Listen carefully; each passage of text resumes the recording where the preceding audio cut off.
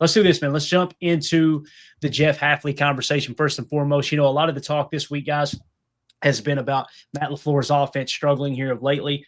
I've said my piece. I've given my opinion on this whole matter ad nauseum, to be honest with you, no pun intended.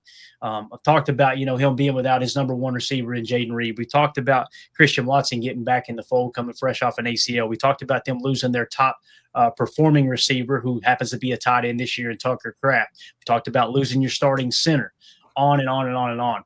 I don't understand why anyone would look up and go, why is this offense struggling all of a sudden? There's a lot of moving parts to the point where Savion comes out of the game for quite a bit the other day. I imagine it's with the foot injury that he dealt with, but also you had Bo Melton playing the F. You'll see that all over the tape tonight when we get into Chalk Talk. You'll see, I think, 2 or 3 different snaps where he's the motion guy, the F receiver in the offense. Anytime you got a backup cornerback as your starting F, I say starting F, your number one F for most of the game, not going to be pretty, right? It is what it is. And again, that's so you don't have to completely deviate away from the game plan of getting Christian Watson out wide, trying to get Romeo Dobb in the matchups that you want him in, so on and so forth. But anyway, here's what Jeff Hafley had to say. Matt Schneidman tweeted it out. Jeff Hafley on Matt LaFleur and the offense, quote, "I've got confidence our offense is going to go out, and this is no disrespect to the Giants. We're going to score a lot of points. LaFleur is one of the best head coaches in all of football, all of the NFL, and one of the best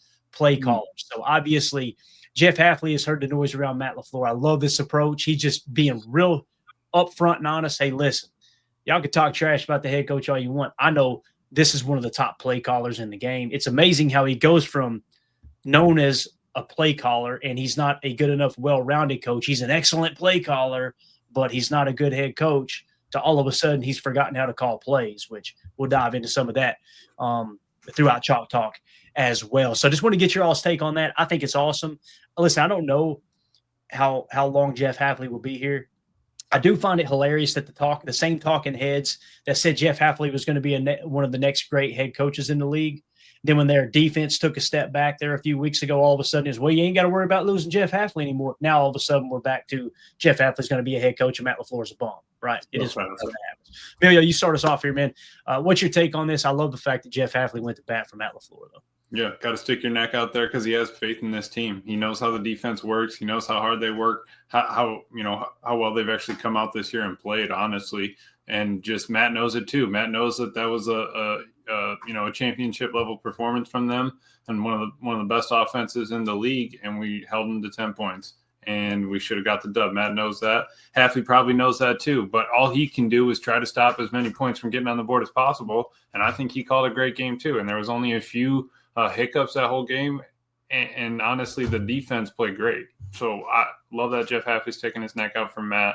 We got a dog here, and I hope that even if he does get a couple head coach looks, hey, maybe I just want to hang out here another year or two. Me and Matt really just want to hammer this out. I want to see what we can do being great. And, how much is that going to set Hafley back if he kicks it for a year or two and really kind of hones it in at the NFL level? Absolutely. Tim, I love the way he approached this too, because as Bill Walsh used to say all the time, anytime you're speaking to the media, you're actually speaking to your team.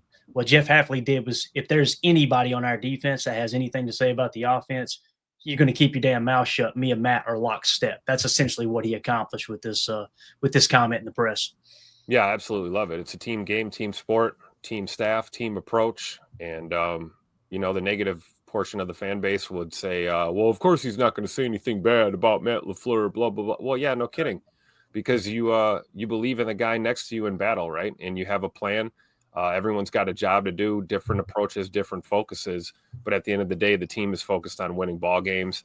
And, I got to applaud Hafley for sticking to his guns here. And I agree with Emilio's comments too. There's no guarantee that Hafley takes any offer that he's given. There's probably just a slight guarantee that he's probably going to get some offers to entertain come the end of this year. It doesn't necessarily mean it's a foregone conclusion that he's going to ultimately leave and take a head coaching job somewhere else. So we'll see what happens here in the near future. But I love the fact that we got Shug Hafley backing up Tupac LaFleur, man. I absolutely love it. Right. Yeah. Think about it. Like, media's like the kid, Hafley and Matt and mom and dad. Yep. Media tried to get a different answer from both of them. Didn't work. Yep. Said, man, that's an L on that one. Yeah, it's Yeah. almost as if the people inside of the building have a better understanding of what's going on than a lot of the people that spend most of their time outside of the building, right? Yeah, they're damn sure not going to listen to these people. Receiver by 10 yards. You know what I'm saying? So let's go on to what Jeff Hafley had to say about his defense as well. This was tweeted out by Hog NFL. It was inspiring football to watch how physical and violent we were. Here was Hafley on his defense there against the Philadelphia Eagles on Monday night, holding them to 10 points, a top 10 offense. They held to 10 points. Our staff had a really good plan, and I give them a lot of credit. We put a lot of work into that. Did he just say our staff had a really good plan? How about that? How about taking the praise and just redirecting it?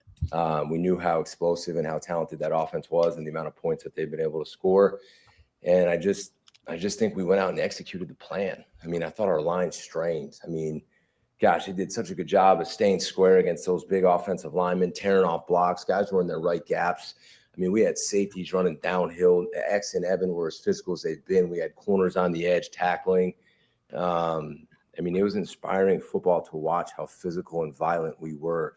I mean, Quay and Coop just engaging and tearing off blocks, and that's how we have to play the run. And we showed that earlier in the season, and we kind of hit a little bumpy path, and that's our expectation. That's our standard, because if we can do that against that offensive line and that running back, then our expectation is we should be able to do that every week. And it's not going to be easy, but I like the plan. I like the execution. I'm really proud of the way those guys played it. That's a good group. Our staff. Yeah, Amelia, I think they put together one hell of a plan, man, to be honest with you. You could see, there was a couple times they got stuck in man coverage and it bit them in the ass. But for the most part, they stayed in a lot of cover 3 looks. We've seen a cover 6 look. I'm going to get your all's take on Chalk Talk here in a minute, but I'm pretty sure the touchdown to Devonta Smith, right? We were in a cover 6, right? So we were, from the offense's perspective, cover 4. So it was quarter, half. They go to the half side, and I think X got caught peeking a little bit. And it was so cool when you watch it back on the tape, you actually see Evan cover all that ground. He was playing the right hash and worked all the way across the field. I'll get your all's take. I'm pretty sure it was cover 6 match, and McKinney just kind of bit on A.J. Brown underneath. And here's the other thing. We're not in the meeting room. They may have seen that 2x2 split or whatever it was, a 3x1 look, and said, you know what? Anytime they've got A.J. Brown working on a crosser underneath, X, you bail on the 2. Evan, you got to help protect over the top, and let's make sure we clamp that down. And it just took a heck of a throw, a heck of a catch, and pretty good coverage by Evan. Still just made the play. So, scared money don't make money. Thank you, Tim, because that's the truth. Defense was cooking out there. They really were. And like Hafley says, they've been flying the ball. They've been getting hats on it. You get a hat on there. Okay, first guy's there, second guy punches. We finally got that out of the team this week. All those little things that you've been training in the offseason, every clip Tim showed us of all those drills of the D-line, shake, swim, all that's coming into play now. This is where you got to file it down. You really got to sharpen that thing right now as you're coming in on these last few weeks, because you're done with those out of your division opponents. 5 out of the last 7, right, are NFC North opponents. This is where you make your hay. Really, the rest of the season to this point probably doesn't matter as much as we thought. We've been 3-6 at this point before, and right now we're 5-3-1. Right. Let's just put our head down and go. That's it. One game at a time, man. One game at a time. Absolutely. All right, let's shift gears here real quick and get into the injury report, and then we'll jump into Chalk Talk. All right, so Matt Schneiden tweeted this out. Excuse me. There it is, boys. It's almost here. Packers Giants Thursday injury report. What changed? Edgerrin Cooper went with the foot injury from limited to full participation.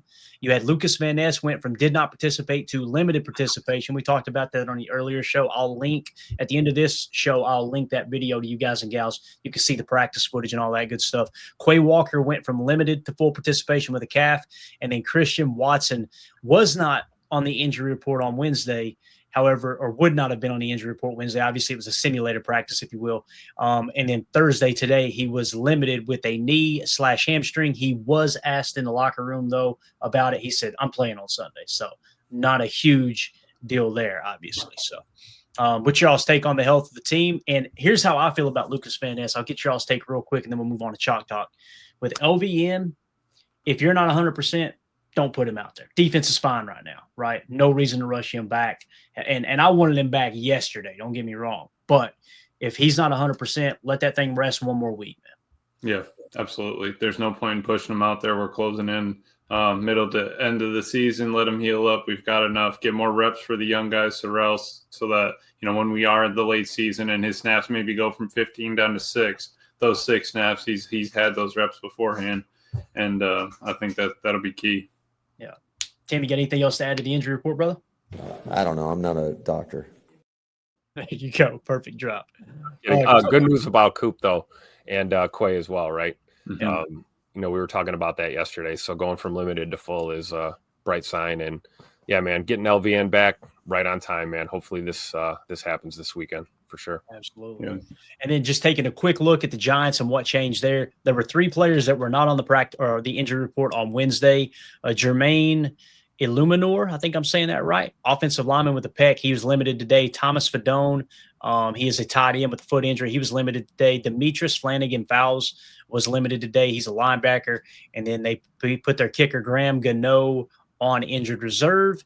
And then you had Neville Hewitt, linebacker, went from did not participate, and he upgraded to limited. So you got a few other players that have been added to the injury report. They're pretty banged up. There's no two ways about it. Still can't overlook them. So if you guys are watching this video back later, let me know in the comments. Let us know how you feel about what Jeff Hafley said about Matt LaFleur's offense. Let us know what you think about the injury report. We want to hear from you guys in the comments. Make sure you also click subscribe, click that bell icon so you're notified when we go live in the future.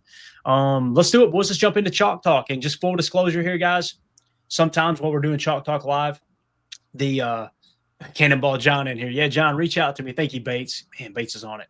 Cannonball John, reach out. You won the autographed Lucas Van Ness rookie card. So make sure you shoot me a message on Patreon or 865-658-5824. Would rather it be on Patreon so I don't have to confirm it's you, not some knucklehead trying to steal your giveaway there. But Right. So let's jump into Chalk Talk. Before we do, I love doing this on the front side.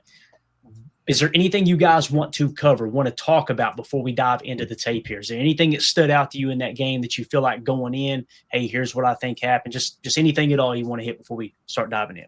Yeah, Carrington Valentine balled his ass off in that ball game.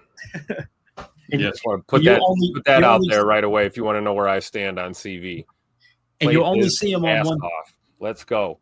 You'll only see him on one play, Tim, and it's a negative play. And it's funny, too, because we'll show you why it wasn't even his fault. But anytime a cornerback doesn't show up on the tape a lot, it's usually a good thing. That's exactly what happened with CV. Great point. Sure. Emilio?